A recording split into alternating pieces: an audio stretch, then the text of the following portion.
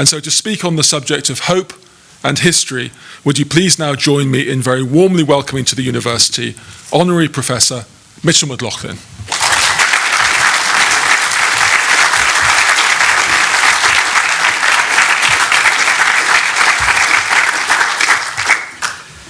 Thank you. And may I begin by expressing my gratitude to Professor Richard English, Pro-Vice Chancellor, and his colleagues at Queen's University for awarding me an honorary professorship in peace studies at the Senator George Mitchell Institute. A very special thanks to Mary Lou, my wife of 43 years, and my family and friends who have been a rock-solid constant in my life and political career.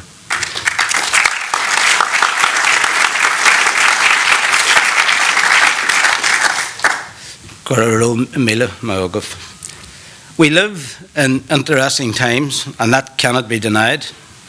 But before examining some contemporary issues, I would like to briefly revisit the event in 1968, which is generally recognised as the beginning of the Troubles, and to reflect on missed opportunities for peaceful progress. The political context of that period was characterised by a monolithic unionist regime which had ruled continuously since the foundation of the state.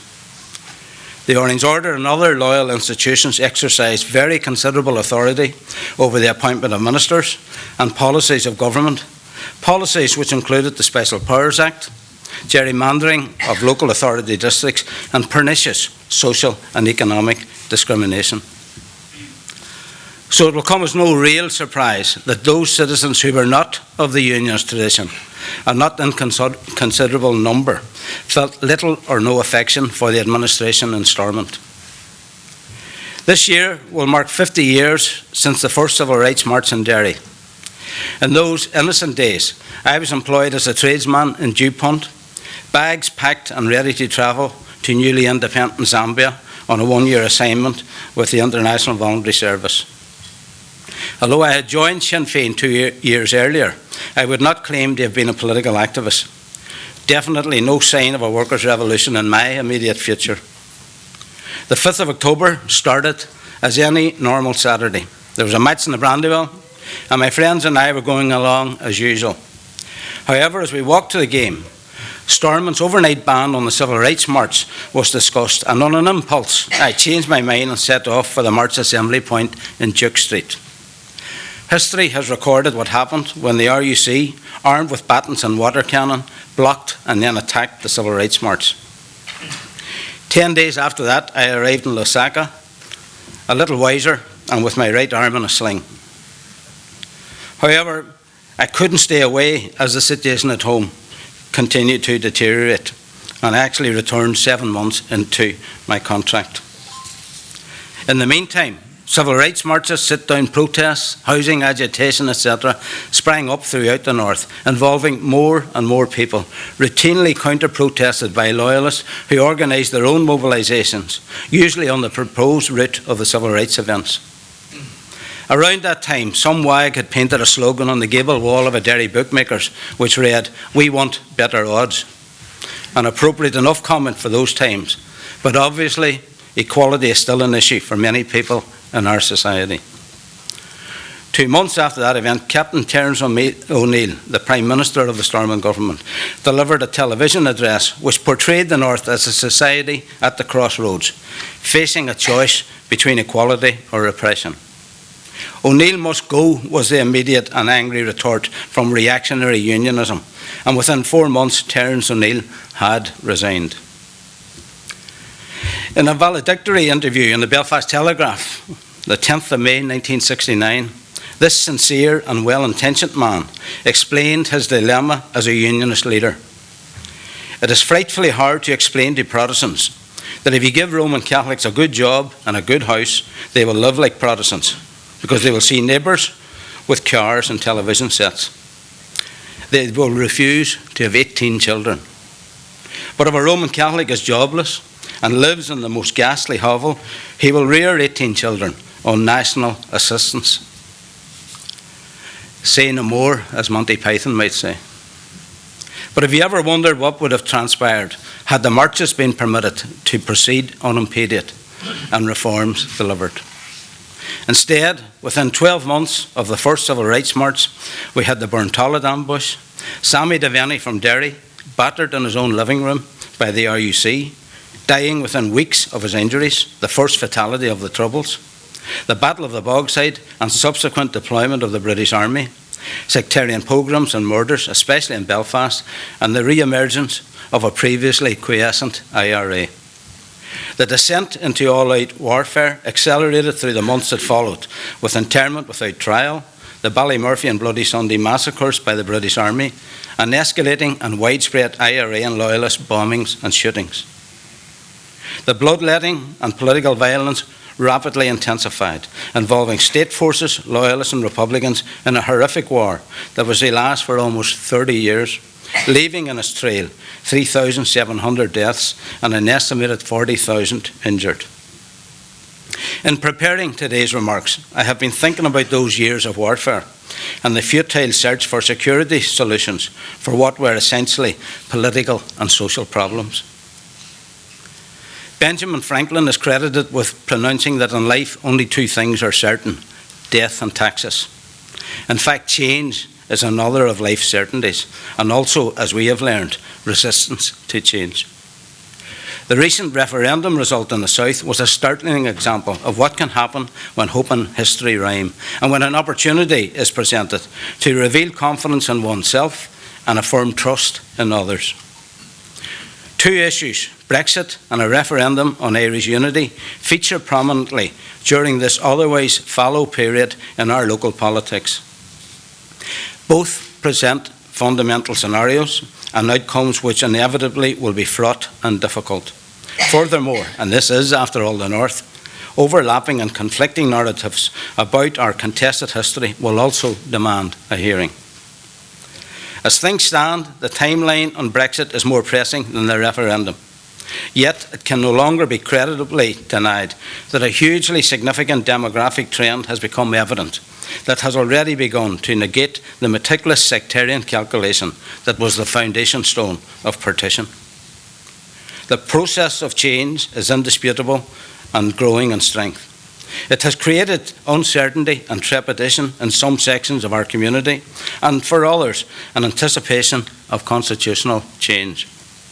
So, even without a specific timeline, it is becoming apparent to a growing cross-section of opinion that partition is running out of road. In consequence, our political leaders are faced with an extremely difficult challenge in restoring a power-sharing executive amid increasing pressures for more and more social change, and all of that in the context of a growing momentum towards constitutional transition, a daunting task in any language.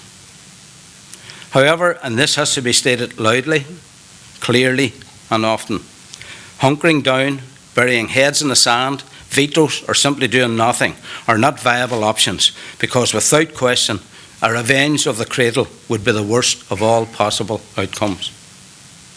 So, notwithstanding the wisdom of Benjamin Franklin, additional certainties are emerging because both of these matters will be decided in the foreseeable future.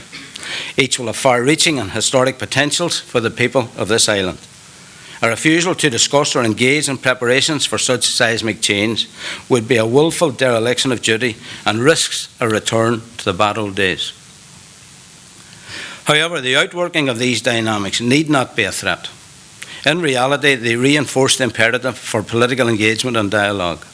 With vision and leadership, such a process could instead present solutions to the core conflict in our society, as well as a resolution to the issues that presently confound the Brexit negotiations. The peace process of the 1990s brought new hope and expectations, but old habits die hard. O'Neill must go, as it transpired, was only a preliminary event, as Trimble must go became a sorry sequel. David Trimble's leadership role in negotiating the Good Friday Agreement had a direct consequence on his personal and political career and was a threatening portent to other unionist leaders. Eventually, and somewhat ironically, the same fate befell Ian Paisley when he formed an unlikely partnership with his former foe, Martin McGuinness. The peace process in Ireland has been properly applauded as a triumph, but a significant fault line has become apparent in the here and now. It concerns the search for truth by victims and survivors and their families on issues which are predictably ensnared in conflicting narratives about our history. And of course, there is alarm about the national security veto that the British government routinely deploys, which is having a direct and negative impact on truth recovery and outstanding coroner's courts and inquests. Despite a succession of agreements and an unprecedented intervention by the Lord Chief Justice, the truth recovery process remains stymied amid accusations of cover-ups and bad faith, and have become symbolic of failure rather than hope. There may be merit in accepting that the past cannot be changed and that our community has a shared history of tragedy and trauma. This, however, does not invalidate the need for a credible truth recovery process for bereaved families and those injured. 20 years after the signing of the Good Friday Agreement, it has become obvious that the Republican narrative on the past will not substantially change, and neither will that of Unionists or Loyalists. Each will defend the choices they made, and indeed, in some circumstances, insist that they would do so again in similar circumstances. I do, however, strongly endorse the statements from or on behalf of former combatants that have expressed sincere remorse for the tragic consequences of their decisions and their actions. Perhaps the opportunity of a new beginning lies in a mutual recognition that the conditions of conflict were part of the DNA of the state, and that we're all victims of decisions and policies that were decided elsewhere. Different perspectives on all of that will, of course, endure, but they need not necessarily be a barrier to compromise in good faith implementation of measures previously sanctioned, such as the Stormont House and the Fresh Start agreements, nor, for that matter, the imperative for parties to come together again and again until they find a way forward. In recent days, a more optimistic and confident approach from the leaderships of the DUP and Sinn Féin have become evident, and I welcome that, because somebody, somewhere, somehow has to make the first move. Otherwise, the political process will remain permanently deadlocked, and the conflict about our past will simply continue. And of course, as if life was not already complicated enough, Brexit deadlines loom, laden with hugely significant social and economic implications for the people of Ireland, all of which has injected additional dynamics into the debate about how our political leaders can revive the Assembly. To state the obvious, the phrase "Brexit means Brexit" was never intended to be other than deliberately obtuse and non-committal.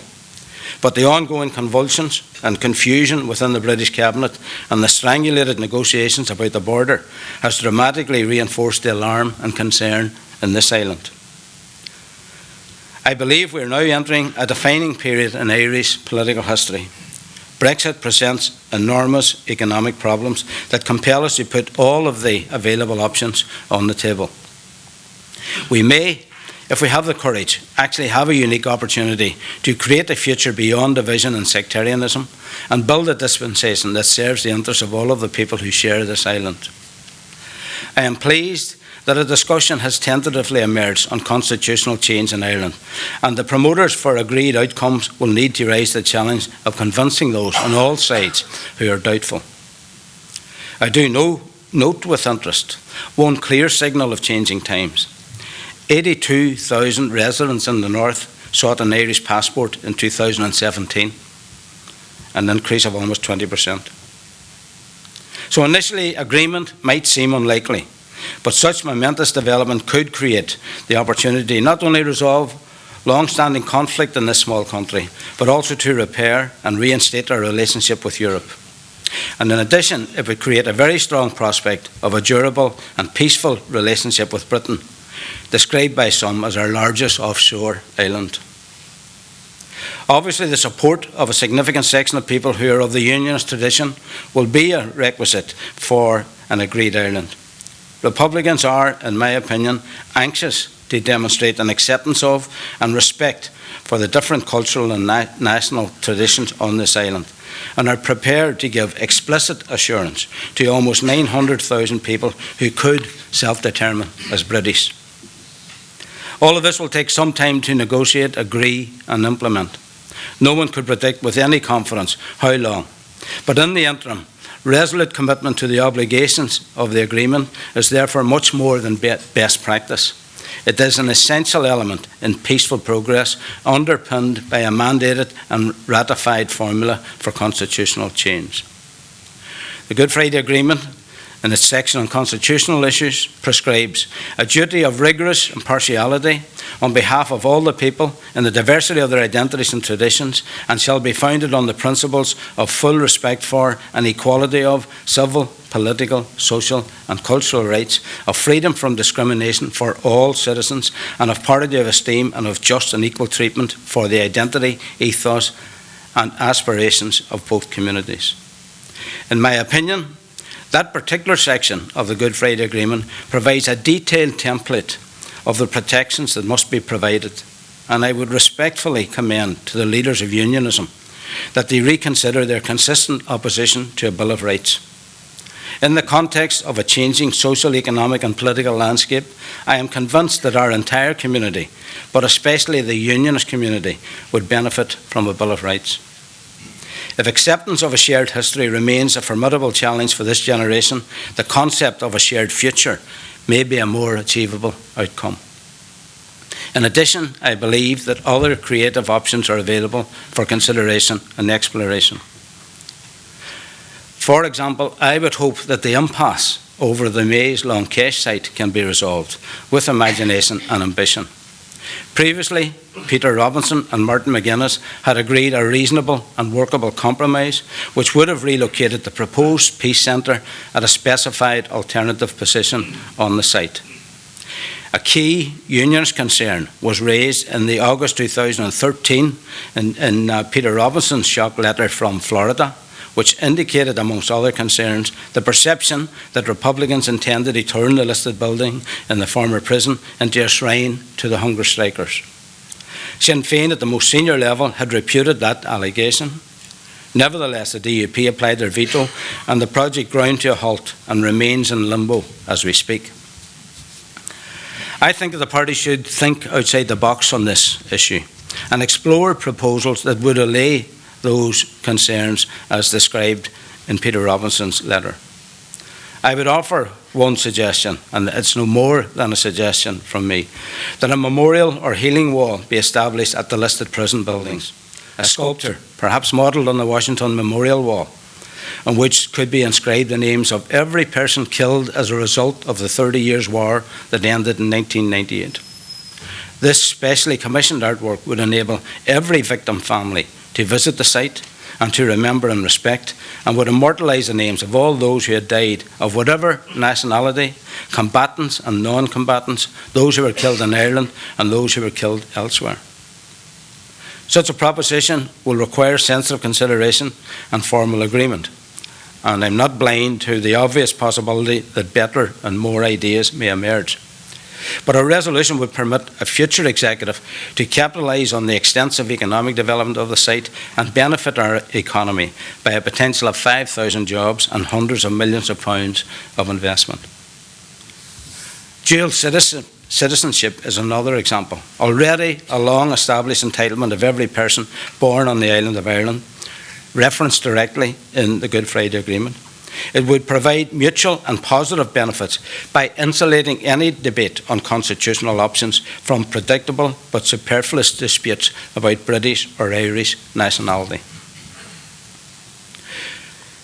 2021 will be a very important year in Ireland. The centenary of partition and the establishment of this state will be celebrated by many in our community. Although in truth for everyone in our community, it will also represent 100 years of conflict. The peace process brought an end to warfare on our streets and rural byways, but the underlying conflict continues uninterrupted over incompatible constitutional aspirations and contested histories and narratives.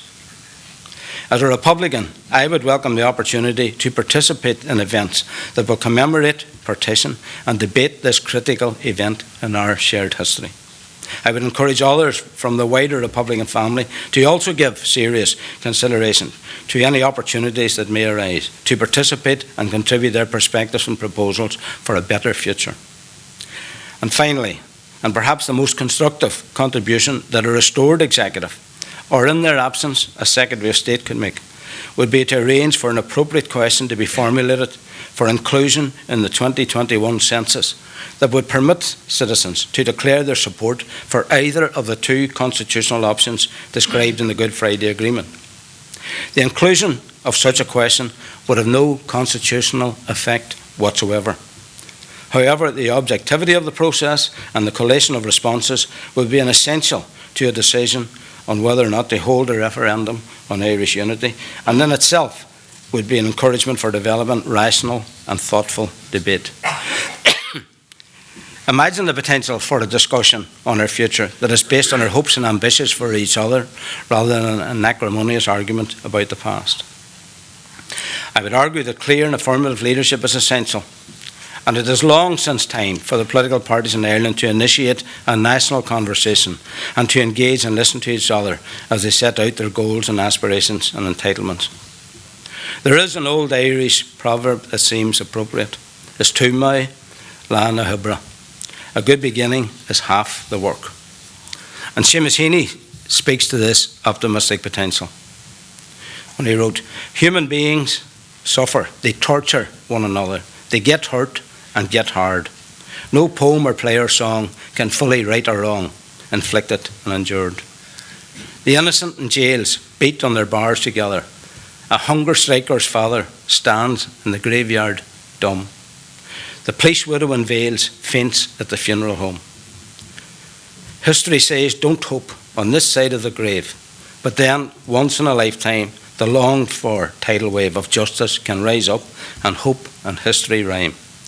The past may indeed cast a very long shadow, but an Ireland at peace with itself is an achievable prize." Go raibh míle maith agam.